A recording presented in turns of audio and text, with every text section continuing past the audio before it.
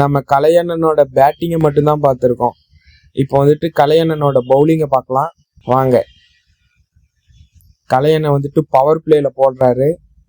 கலையண்ணாவோட first Balu leg சைடில் அடிச்சு 4 ரன்கள். ஃபர்ஸ்ட் பாலே பவுண்டரியோட ஸ்டார்ட் பண்ணியிருக்காரு. ஃபர்ஸ்ட் பால் 4 கொடுத்தாலும் கூட செகண்ட் பால் ஆஃப்ல சிங்கிள். நல்ல ஒரு கம்பேக். கல்யாணா வந்துட்டு நெக்ஸ்ட் பால் என்ன பண்ண போறாரு? டாட். பரவாயில்ல, 4 கொடுத்தாலும் கூட அடுத்த 2 பால் வந்துட்டு ஒரு நல்ல கம்பேக்கு அப்படின்னு மட்டும் நினைக்காதீங்க. இந்த பால் தான் முக்கியமான பால். ஆஃப்ல எக்ஸ்ட்ரா கவர்ல அடிச்சு 4 ரன்கள்.